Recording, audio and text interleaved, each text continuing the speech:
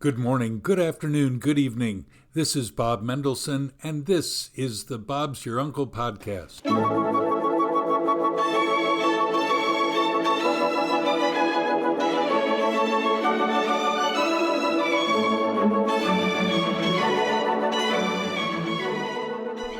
Today we speak about Yom Kippur, the holiest day in the Jewish calendar. And what is atonement anyway? Stay tuned.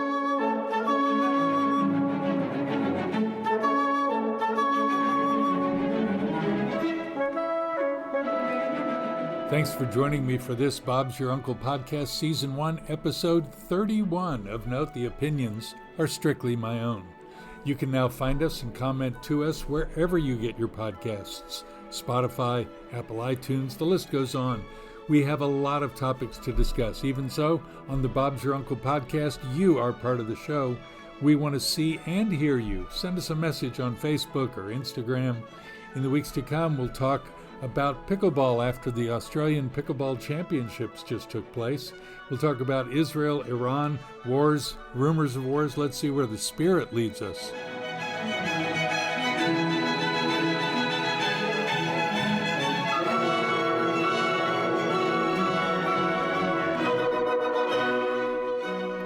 Whether you're at home, online, on the road with me in your headset, at the gymnasium, or out for your evening constitutional, wherever you get podcasts, that's where we will be.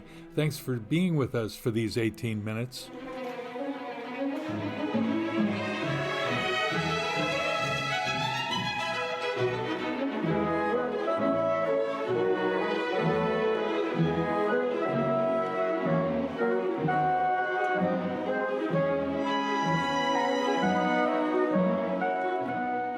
I'm looking for a new sponsor for the podcast. Perhaps you know someone who wants to spend a little money to help us get our message out. Just send me an email or comment on your podcast app. Thanks.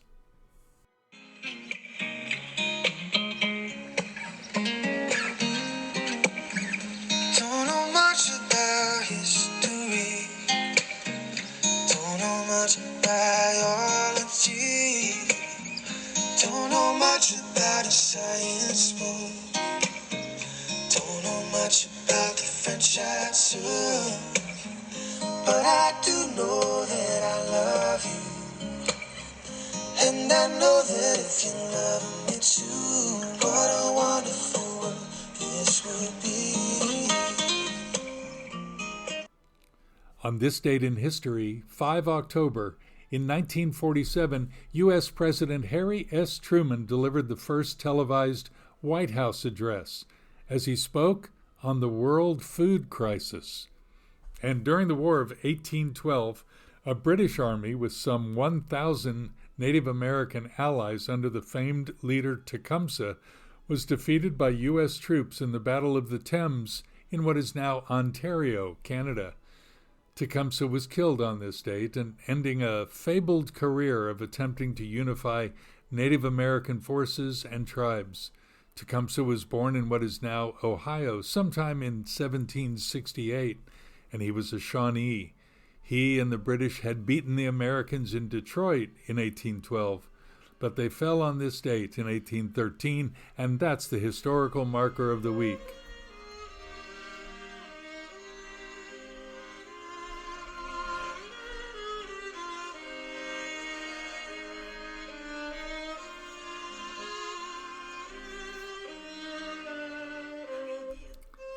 Today is Day 10, Yom Kippur, the Day of Atonement, the year 5783.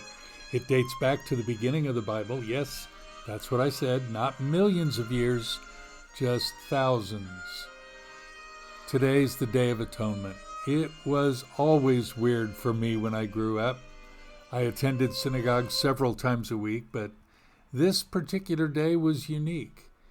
The rabbi and the chazan wore white robes, even white sneakers. Sneakers!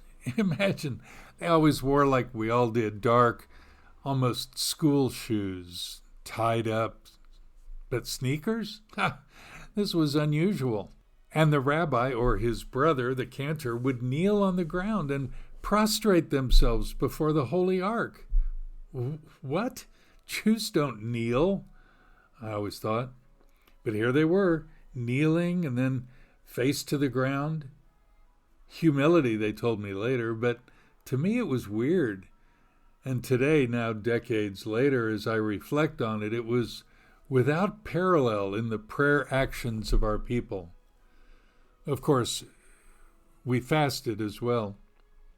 25 hours from just before sunset to just after sunset the next day.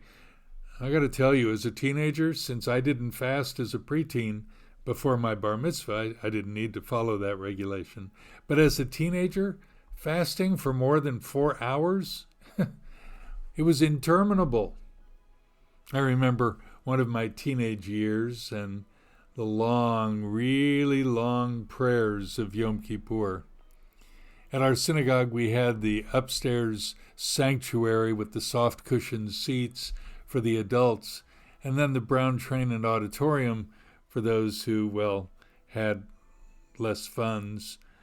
And I remember that's where my parents sat.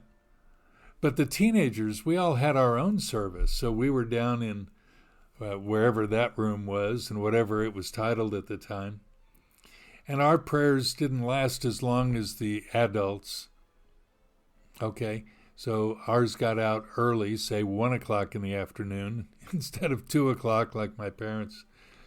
Well, like I said, I'd been fasting and I was starving, as all good teenagers would say.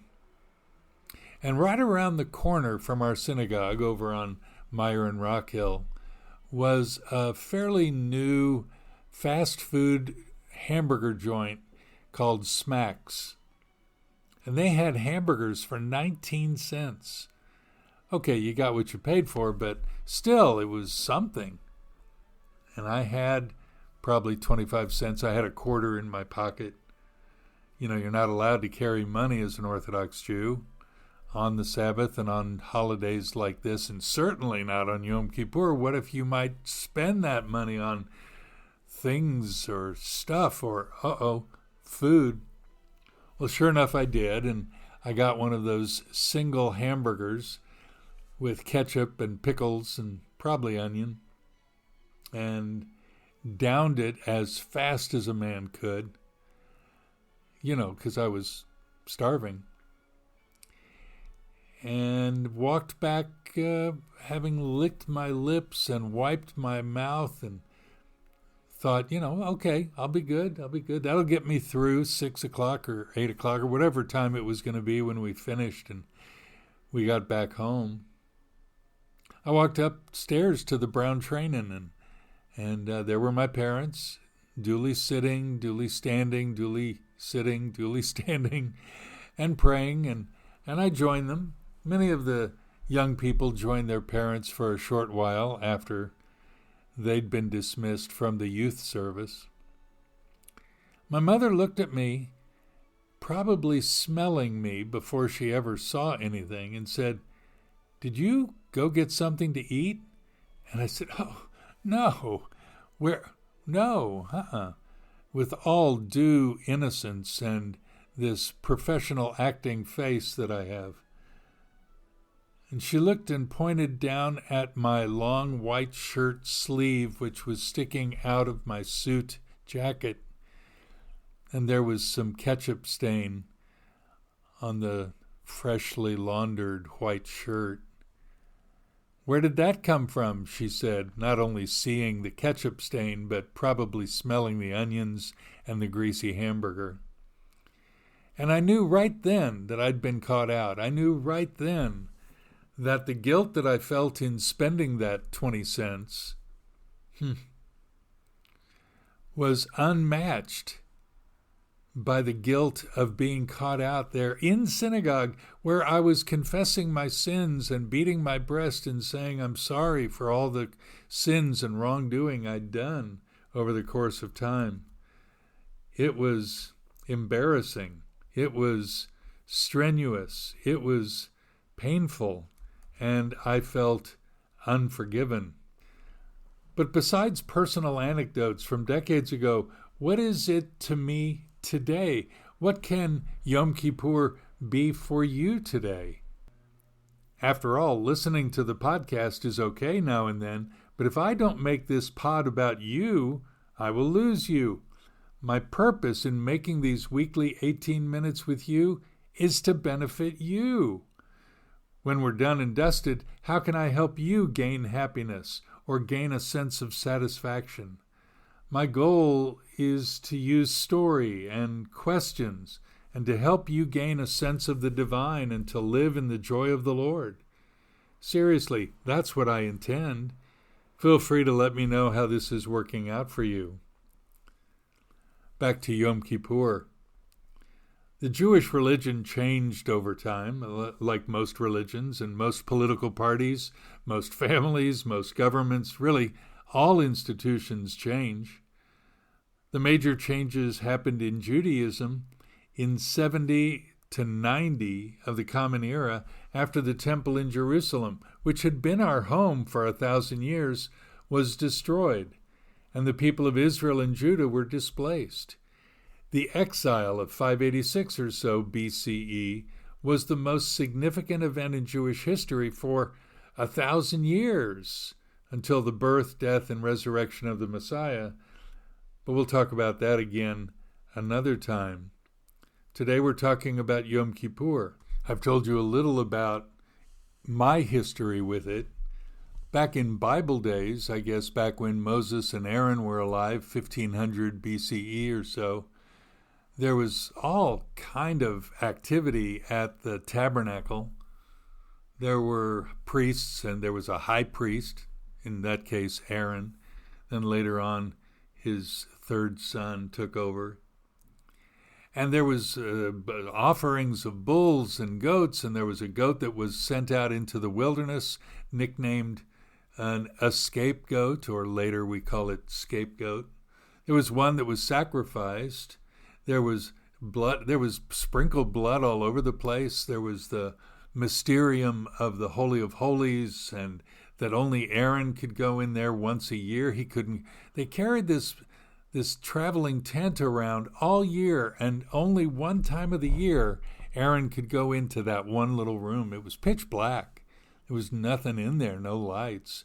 At least in the holy place, the sanctuary, there was a menorah with 7 branches and beautiful lights. But there were no lights in the Holy of Holies, what Andrew Murray called the holiest of all.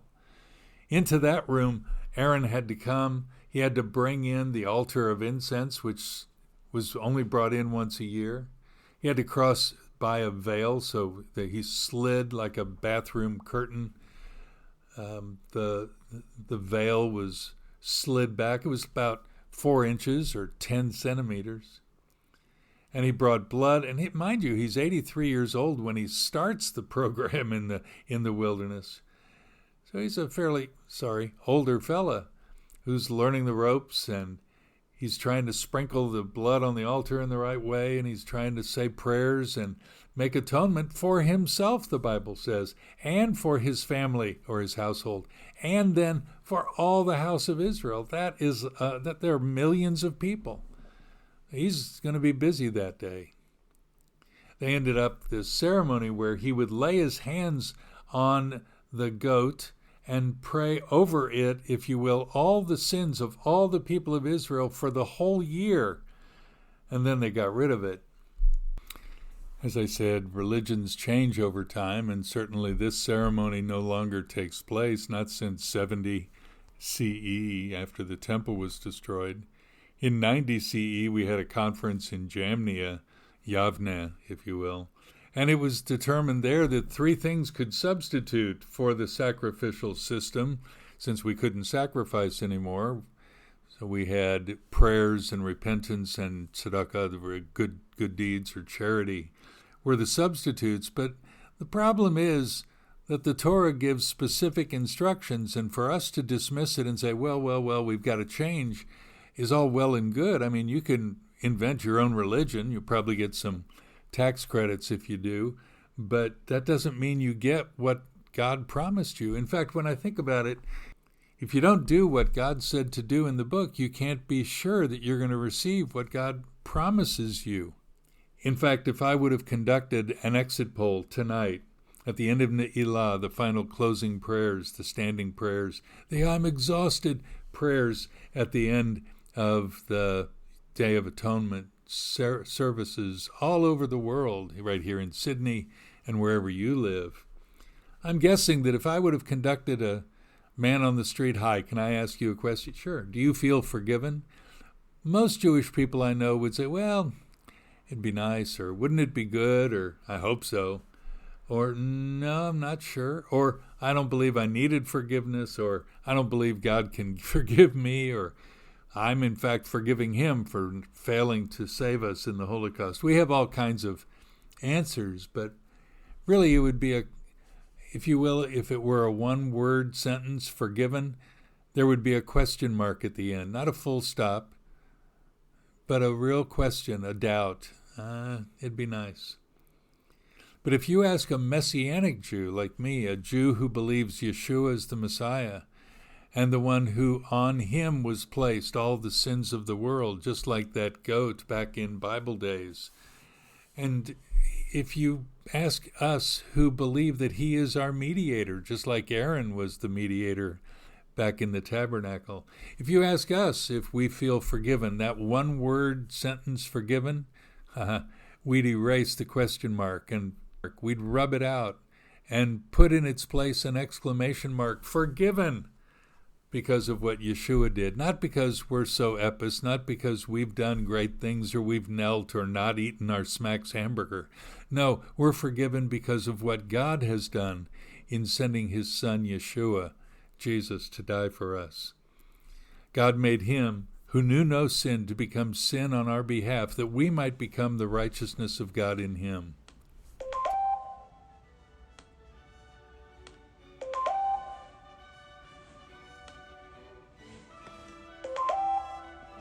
Do you have a comment or question? Do you agree with us? Hit us up on Bob Mendo at AOL.com or on Twitter or Instagram on @BobsYourUnclePC, and we'll read your views next week. Don't forget to post a review on iTunes or Spotify, wherever you're listening, and share our podcast with your mates, your friends, everyone. Thanks for helping us get known out there.